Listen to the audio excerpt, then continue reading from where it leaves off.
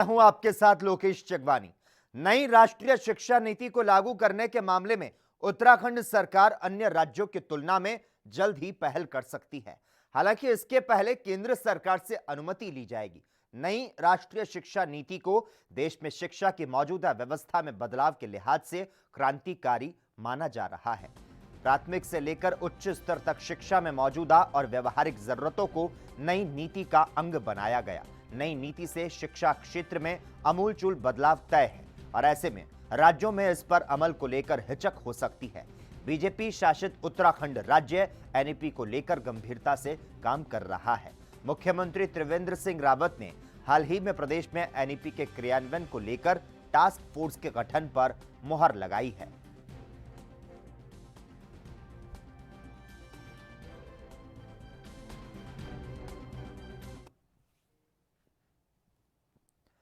वहीं डोईवाला में अवैध खनन को लेकर उत्तराखंड क्रांति दल ने एक प्रेस कॉन्फ्रेंस की और इस दौरान उत्तराखंड क्रांति दल के नेता शिव प्रसाद सेमवाल ने कहा कि डोईवाला में लगातार अवैध खनन किया जा रहा है, जिससे खनन में काम कर रहे कई मजदूरों की मौत हो चुकी है। तो साथ ही भारी मात्रा में सरकार के राजस्व को चूना लगाया जा रहा है। अवैध खनन का यह कारोबार प्रशासन की नाक के नीचे चल रहा है, लेकिन शासन प्रशासन इस मामले पर आंखें मूंदे बैठा है। लंबे समय से डोईवाला में अवैध खनन के खिलाफ आवाज़ उठाता रहा है, लेकिन मुख्यमंत्री जी की वीवीआईपी विधानसभा में अवैध खनन के चलते लगातार अवैध खनन की धांगों के नीचे दब करके जो है मजदूरों की मौत हो जा रही है और उनको रातों रात मजदूरों को, उनके परिवारों को जो है रातों रात यहाँ से भगा दिया जाता है। जो मृतक हैं उन्हें कभी कोई मुआवजा नहीं दिया जाता और न उनकी सुरक्षा के लिए कोई कदम उठाए जाते हैं और अवैध खनन पर भी कोई रोक नहीं लग रही है।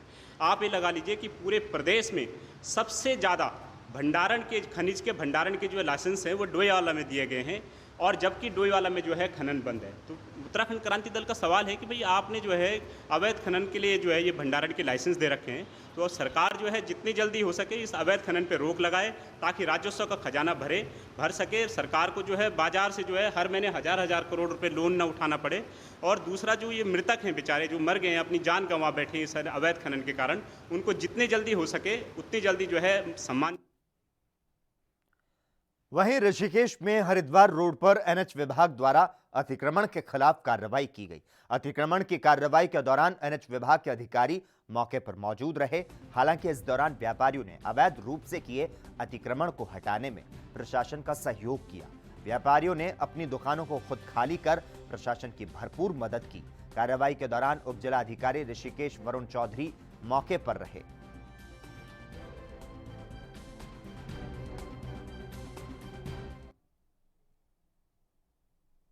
हरिद्वार में गंग नहर को बंद किया जा रहा है। गंगा बंदी होने से पहले व्यापारियों ने इसका विरोध किया था।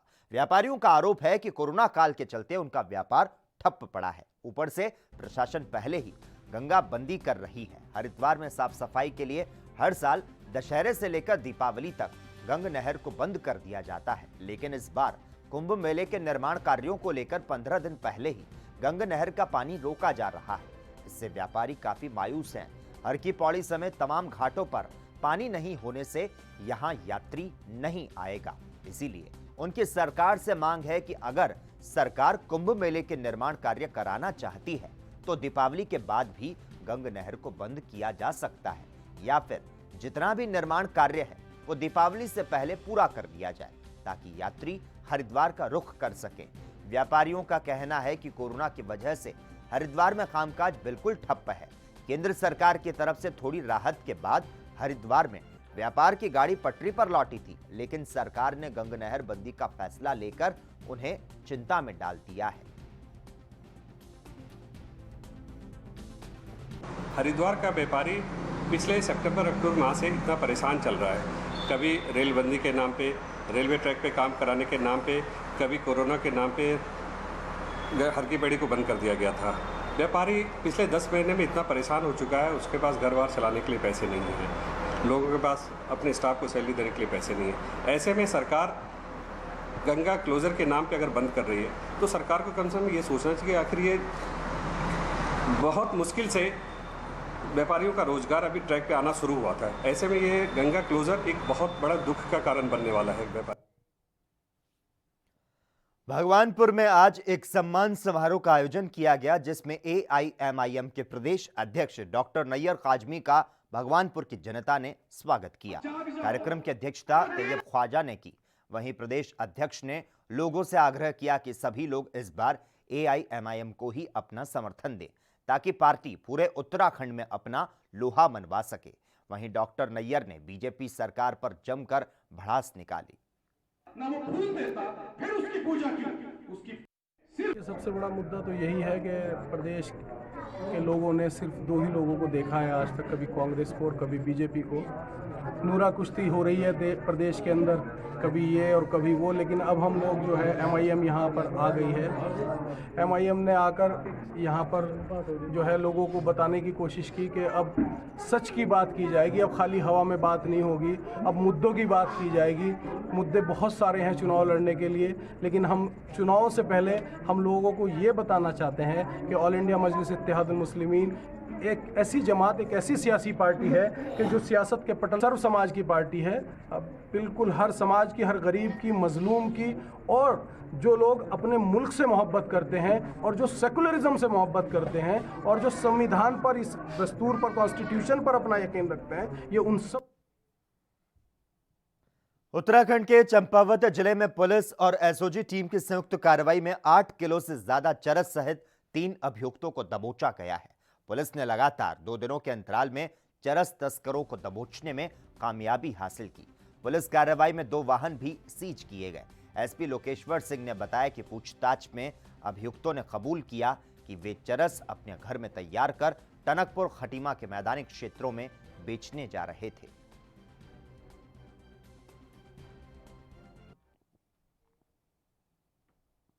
अपने उत्तराखंड में खबरों का सिलसिला लगातार जारी रहेगा। यहां पर रुकते हैं एक छोटे से ब्रेक के लिए।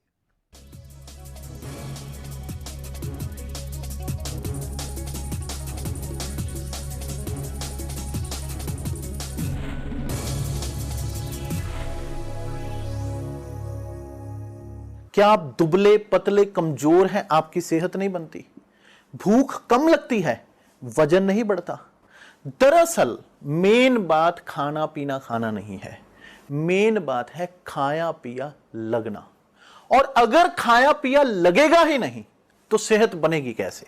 इसलिए हमारी संस्था सन्यासी आयुर्वेदा ने एक ऐसी दवा बनाई है जो कि आपके पाचन तंत्र को, आपके लीवर सिस्टम को ठीक करने का काम करती है, ताकि आप जो भी खाएं उसका पूरे का पूरा निचोड़ आपके शरीर को लगे, आपकी भूख बढ़े, खाया पिया सही से लगे, नया खून बने, हड्डियों में जान आए, वजन बढ़े, ताकत बढ़े, चेहरे पर नूर आए और आप मोटे तगड़े खूबसूरत पर्सनैलिटी के मालिक बन जाएं।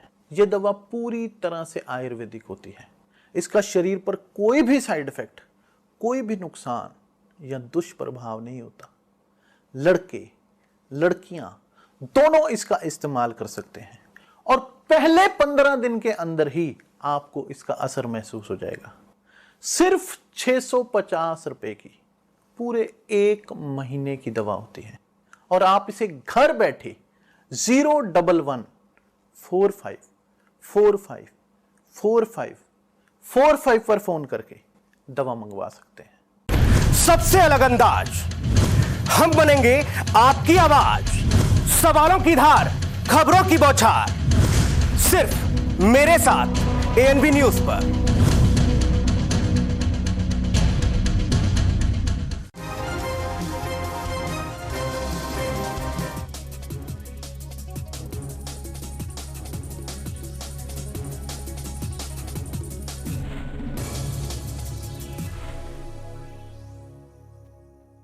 ब्रेक के बाद अपने उत्तराखंड में एक बार फिर से आपका स्वागत है। गढ़वाल मंडल के जल निगम फील्ड कर्मचारियों ने कई माह से वेतन न मिलने, समय पर प्रमोशन न दिए जाने समेत कई मांगों को लेकर मुख्य अभियंता गढ़वाल कार्यालय के बाहर धरना प्रदर्शन किया।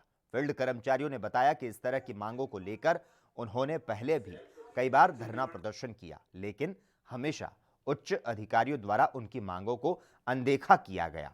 इसीलिए इस बार उन्होंने आर पार की लड़ाई लड़ने का मन बना लिया है। क्योंकि कई महीनों से वेतन नहीं मिलने से अब उन्हें बच्चों की स्कूल फीस और अन्य तरह के रोजमर्रा की जरूरतों को पूरा करने में खासी दिक्कतों का सामना करना पड़ रहा है। संदेश मेरे अपने जूनियर साथियों से या अपने जो हमारे पीछे हमारे स्टाफ के साथी रहेंगे उनसे, फील्ड स्टाफ के कर्मचारियों से एक ही संदेश है उनके लिए कि वो जल निगम पेयजल निगम में विशेषकर जैसे हमने संघर्ष करके आज तक हम रिटायरमेंट होकर जा रहे हैं, शायद हमें पेंशन भी संघर्ष से ही लेनी पड़ेगी। ये स्थिति जल निगम की आज पेयजल निगम की हो चुकी है, क्योंकि यह शासन स्तर पर तो अपनी बात को रख नहीं पाते हैं और फील्ड में अपना गुस्सा फील्ड के कर्मचारियों पर दोहरा मानदंड अपना करके निकालते हैं। इसलिए मेरा अपने साथियों से यही अनुरोध है कि एकजुट रहो। वहीं देहरादून के झाझरा स्थित सिटी फॉरेस्ट आनंद वन नवरात्रि में 17 अक्टूबर से आम जनता के लिए खोला जा रहा है, जिसमें मुख्य अतिथि के तौर पर महामहिम राज्यपाल बेबी रानी मौर्य शिरकत करेंगी। वन विभाग के मुखिया जयराज ने सभागार में एक प्रेस वार्ता के दौरान बताया कि आनंद वन में पहले दिन प्रवेश फ्री रहेगा और इसके बाद 20 और 50 रुपए का टिकट निर्धारित किया गया है। साथ ही विकलांगों के लिए विशेष व्यवस्था की जाएगी। आपको बता दें, आनंद वन का उद्घाटन पिछले 22 सितंबर को मुख्यमंत्री त्रिवेंद्र सिंह रावत की तरफ से किया गया था, जिसमें उन्होंने इस स्थान की सराहना की थी। देखिए, अभी जो इसका जिस शेप में आनंद वन आया है वो पब्लिक के लिए 17 तारीख को खोला जा रहा है और हमारे महामहिम और हमारी माननीय जो है गवर्नर साहब आ रही हैं इसमें, और एक बहुत ही हर्ष का मौका है। हमारे जो नवरात्रे शुरू हो रहे हैं, पहला नवरात्रा है, बड़ा पुनीत अवसर है। तो इसमें अभी जनता के लिए हमने बहुत सारी एक्टिविटीज़ को इसमें करा है, जिसके तहत जो है साइकिलिंग का ट्रैक है वहाँ पर जो है तमाम तरह की जानकारी दी गई है। नवग्रह वाटिका है, नक्षत्र वाटिका है, एक्यूप्रेशर वॉक है। इसके अलावा जो है वहाँ डिफरेंट टाइप के मॉडल्स हैं, बच्चों के लिए बहुत कुछ है। मैं ये कह सकता हूँ कि तमाम हमारी जो वाइल्ड लाइफ है उसकी। वहीं हरिद्वार के शिवालिक नगर में हुए दोहरे हत्याकांड में पुलिस के हाथ अभी भी खाली है। वहीं उत्तराखंड के DG law and order Ashok Kumar Haridwar पहुंचे और शिवालिक नगर क्षेत्र पहुंचकर घटनास्थल का निरीक्षण किया। डीजी लॉ एंड ऑर्डर ने इस हत्याकांड का जल्द खुलासा करने की उम्मीद जताई और इस दौरान हरिद्वार एसएसपी समेत तमाम पुलिस अधिकारी मौके पर मौजूद रहे। वहीं डीजी लॉ एंड ऑर्डर ने घटना को गंभीर मानते हुए शिवालिक नगर में पुलिस अधिकारियों और वरिष्ठ जनों के साथ बैठक कर वरिष्ठ जनों के लिए सुरक्षा योजना बनाने के निर्देश दिए। गंभीर घटना हुई है और हमने घटनास्थल का निरीक्षण भी किया है। कुछ हमारे अभी तक विवेचना थोड़ी आगे बढ़ी है, किंतु अभी कोई कंक्रीट क्लू नहीं मिले वर्कआउट के साथ। मुझे उम्मीद है कि जरूर हम इसको वर्कआउट करने में सफल होंगे। हमारे कुछ सामने टीमें लगाई हैं, हमने भी एसटीएफ की टीम लगाई है और भी स्पेशल टीम बुलाई है। तो हमारा प्रयास रहेगा कि केस वर्कआउट सर। उसके अतिरिक्त हमने ये भी कहा है कि जो शिवालिक नगर है इसमें काफी समय सूचन रहते हैं, तो इनके लिए एक विशेष सुरक्षा योजना आपके नागरिकों के साथ मिलकर एसएसपी साहब एक बैठक करेंगे, अलग से एक सुरक्षा प्लान करेंगे। मैंने कहा एसएसपी साहब नागरिकों के साथ मिलकर इसे ज्वाइंट एफर्ट है, अकेले पुलिस भी सब नहीं कर पाती है। तो इसे हरिद्वार के पौष इलाके शिवालिक नगर में हुई वृद्ध दंपति की हत्या की घटना को पुलिस मुख्यालय देहरादून ने गंभीरता से लिया है और इसी कड़ी में आईजी गढ़वाल रेंज अभिनव कुमार हरिद्वार पहुंचे। आईजी ने शिवालिक नगर पहुंचकर मृत वृद्ध दंपति के परिजनों का हालचाल जाना और आसपास बड़ी संख्या में रह रहे लोगों को सांत्वना दी। इस दौरान मौके पर हरिद्वार एसएसपी सहित तमाम पुलिस अधिकारी मौजूद रहे, जहां क्षेत्रवासियों ने क्षेत्र में सुरक्षा व्यवस्थाएं सही करने की मांग की, तो वहीं आईजी गढ़वाल ने इस तरह की घटनाओं को चिंता का विषय मानते हुए मामले में जल्द खुलासे की बात कही है। ये शिवालिक नगर एरिया में थाना रानीपुर हरिद्वार के क्षेत्र में इस प्रकार से एक दंपति से संपर्क नहीं हो पा रहा था, तो उस पर हमारी चीता गाड़ी यहाँ आई और पता चला तो बड़ी गंभीर और दुखद परिस्थितियों में इस दंपति की हत्या की गई है। और सूचना मिलते ही हमारे हरिद्वार जनपद के सभी वरिष्ठ अधिकारी यहाँ पर मौके पर आए और उन्होंने स्थिति का जायजा लिया और घटना निश्चित रूप से बहुत गंभीर है। शिवालिक नगर वहीं कोतवाली पुलिस ने बस स्टैंड के पास से चेकिंग के दौरान 2 चरस तस्करों को गिरफ्तार किया। कब्जे से 250 ग्राम चरस भी बरामद की गई। पुलिस ने आरोपियों के खिलाफ चरस तस्करी करने के आरोप में मुकदमा दर्ज कर लिया है। आरोपियों को पुलिस ने न्यायालय में पेश किया, जहां कोर्ट ने तस्करों को जेल भेज दिया।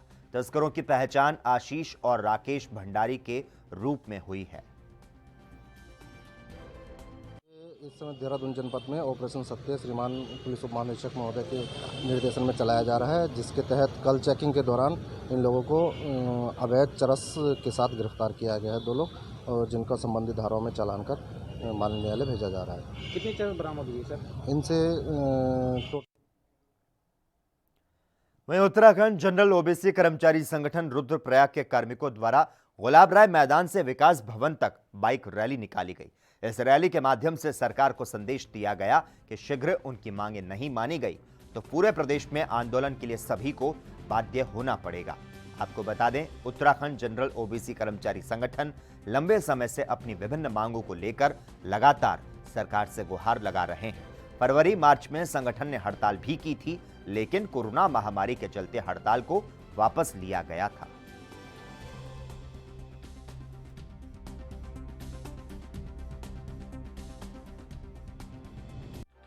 हमारी इस बाइक रैली का मकसद जो जनरल ओबीसी एम्प्लॉयज़ फेडरेशन के प्रांतीय अध्यक्ष दीपक जोशी जी पर जो मिथ्या आरोप सरकार के द्वारा लगाए गए हैं और वो उनका उत्पीड़न किया जा रहा है, उसको तुरंत रोका जाए। दूसरा, रोस्टर में जो पहला पद अनारक्षित श्रेणी के लिए करना सुनिश्चित सरकार करे, तथा यूपी की तर्ज पर 1997 के बाद पदोन्नत हुए आरक्षण के आधार पर पदोन्नत हुए सभी कार्मिकों को पदोन्नत किया जाए। यही आज की रैली का हमारा उद्देश्य है। ओबीसी की जो आज बाइक रैली थी, उसका मुख्य उद्देश्य था सरकार के द्वारा जो हमारे प्रांतीय अध्यक्ष माननीय श्री दीपक जोशी जी हैं, उन पर जो सरकार द्वारा जो जांच बिठाई गई है तो उसको बिना शर्त तत्काल वापस लिया जाए। रोस्टर में पहला पद अनारक्षित हो और 1997 जैसे पदोन्नतियां हुई हैं उनको तत्काल अवनत किया जाए। अगर सरकार ऐसा नहीं करती है तो जनरल ओबीसी के कार्मिक और शिक्षक भाई बंधु सभी उग्र आंदोलन के लिए बाध्य होंगे। धरती पर डॉक्टर को भगवान का दूसरा रूप माना जाता है, लेकिन डॉक्टरों की शक्ल पर आजकल कुछ हैवान अपनी हैवानियत दिखाते हुए बाज नहीं आ रहे। एक ऐसा ही ताजा मामला काशीपुर से सामने आया, जहां पर मुरादाबाद रोड पर स्थित आयुष्मान अस्पताल में एक डॉक्टर की लापरवाही देखने को मिली। दरअसल मासूम की खेल खेल में गिरने से हाथ की हड्डी टूट गई, जिसको अच्छे इलाज के लिए आयुष्मान अस्पताल में भर्ती करवाया गया, जहां डॉक्टरों ने 7 साल के बच्चे को ओवरडोज इंजेक्शन लगाया और बच्चे की मौके पर ही मौत हो गई। वहीं परिजनों का आरोप है कि डॉक्टरों की लापरवाही से बच्चे की मौत हुई, जिसके बाद अस्पताल का सारा स्टाफ अपनी बदनामी के डर से उसके परिवार को लुभाने की कोशिश में लग गया और बंद कमरे में समाजवादी पार्टी से विधायक नवाब जान अस्पताल के संचालक के साथ बंद कमरे में उस मासूम की जान का सौदा करने में लग गए। अभी हमारे अस्पताल में आज भर्ती हुए थे 14 तारीख में और लगभग 4:30-5 बजे मरीज़ के हाथ की कोहनी की हड्डी टूटी हुई थी तथा मरीज़ को छाती में काफ़ी चोटें थी। मरीज़ के अटेंडेंट की सहमति से मरीज़ को अस्पताल में भर्ती किया गया, उसका इलाज शुरू किया गया तथा मरीज़ को वेंटिलेटर पर रखने की अटेंडेंट्स को बता रखा था।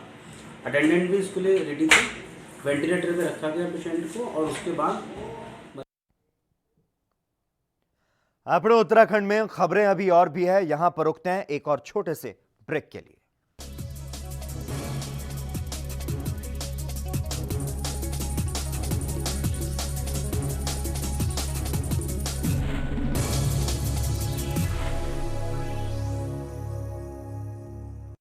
क्या आप दुबले पतले कमजोर हैं, आपकी सेहत नहीं बनती, भूख कम लगती है, वजन नहीं बढ़ता? दरअसल मेन बात खाना पीना खाना नहीं है, मेन बात है खाया पिया लगना। और अगर खाया पिया लगेगा ही नहीं तो सेहत बनेगी कैसे? इसलिए हमारी संस्था सन्यासी आयुर्वेदा ने एक ऐसी दवा बनाई है जो कि आपके पाचन तंत्र को आपके लीवर सिस्टम को ठीक करने का काम करती है, ताकि आप जो भी खाएं उसका पूरे का पूरा निचोड़ आपके शरीर को लगे, आपकी भूख बढ़े, खाया पिया सही से लगे, नया खून बने, हड्डियों में जान आए, वजन बढ़े, ताकत बढ़े, चेहरे पर नूर आए और आप मोटे तगड़े खूबसूरत पर्सनैलिटी के मालिक बन जाएं। यह दवा पूरी तरह से आयुर्वेदिक होती है। इसका शरीर पर कोई भी साइड इफेक्ट, कोई भी नुकसान या दुष्प्रभाव नहीं होता। लड़के लड़कियां दोनों इसका इस्तेमाल कर सकते हैं और पहले 15 दिन के अंदर ही आपको इसका असर महसूस हो जाएगा। सिर्फ 650 रुपए की पूरे 1 महीने की दवा होती है और आप इसे घर बैठे 01145454545 पर फोन करके दवा मंगवा सकते हैं।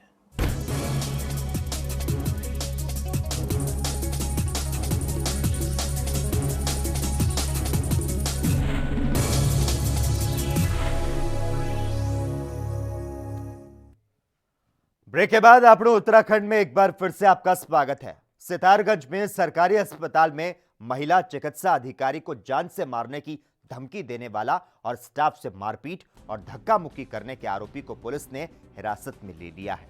पुलिस ने चिकित्सा अधिकारी डॉक्टर अभिलाषा पांडे को तहरीर पर मुकदमा कायम किया। सामुदायिक स्वास्थ्य केंद्र में तैनात चिकित्सा अधिकारी डॉक्टर अभिलाषा पांडे के मुताबिक बुधवार की देर रात ग्राम मगरसड़ा में 2 पक्षों के बीच धान तौल को लेकर विवाद हो गया था। एक पक्ष के 3 लोग घायल अवस्था में मेडिकल परीक्षण कराने के लिए अस्पताल पहुंचे थे, जिनका प्राथमिक उपचार किया गया था और मेडिकल रिपोर्ट भी बनाई गई। इसके बाद दूसरे पक्ष के सुग्रीव राणा पुत्र रविदास, उनका पुत्र नीरज राणा, पुत्र वधू सीमा राणा घायल अवस्था में अस्पताल पहुंचे।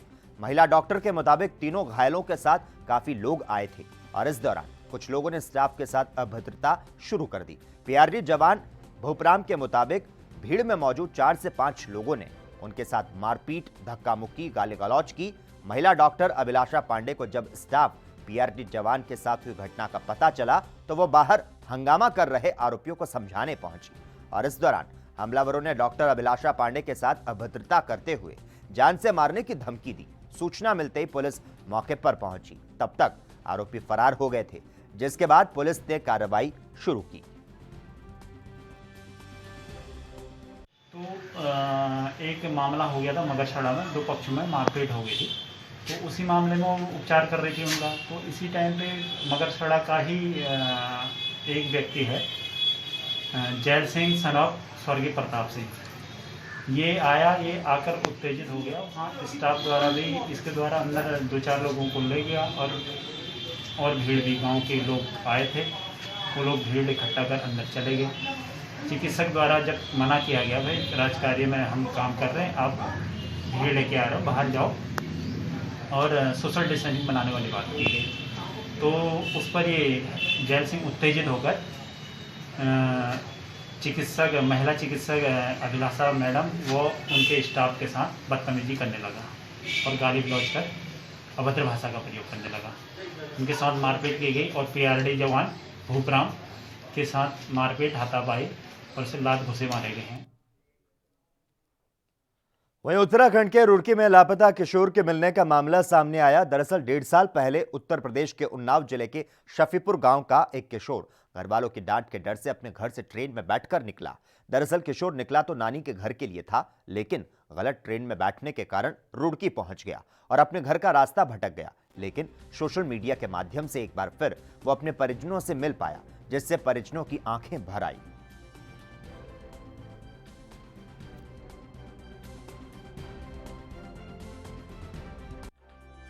डर ये था तो हमने ये कहा था भैया जल्दी रात में रुकना ना और भाग आना, और ये रात पूरा टिक गया तो डर के मारे यो गया नानी के यहाँ नहीं गया, ये लड़की भागी आया। कैसे पता लगा आप लोगों को? हमको पता यहाँ से मिला, हमारे भैया की फ़ोटो गई इंटरनेट पर, तो हमने फ़ोटो पहचाना, तो हमने फ़ोटो से इन भैया का नंबर गया, हमने फ़ोन किया तो भैया बताएं कि सही पता है, वो तुम्हारा बच्चा हो तो ले जाओ। उसके बाद आपने अपने थाने में सूचना दी थी वहाँ? हाँ, थाने में।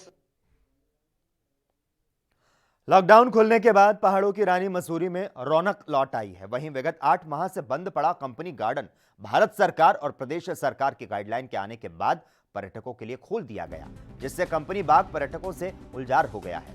लेकिन अभी सिनेमा हॉल नहीं खोले गए हैं। वहीं सिनेमा हॉल के संचालक रजत अग्रवाल ने बताया कि लॉकडाउन के बाद से सिनेमा हॉल बंद हैं, नई फिल्में रिलीज नहीं हो रही और इसीलिए अभी हॉल नहीं खोले जाएंगे।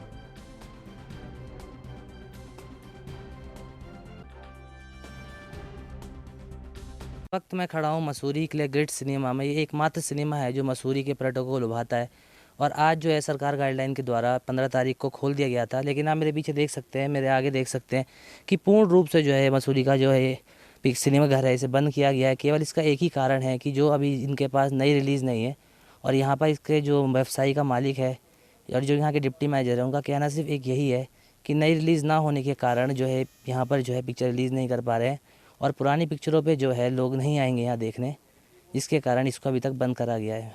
कैमरामैन दिनेश के साथ मैं शुभम, ANB न्यूज़ मसूरी। और इसी के साथ ही आपने उत्तराखंड में आज के लिए बस इतना ही। देश और दुनिया की तमाम अहम खबरों के लिए लगातार आप देखते रहिए ANB न्यूज़।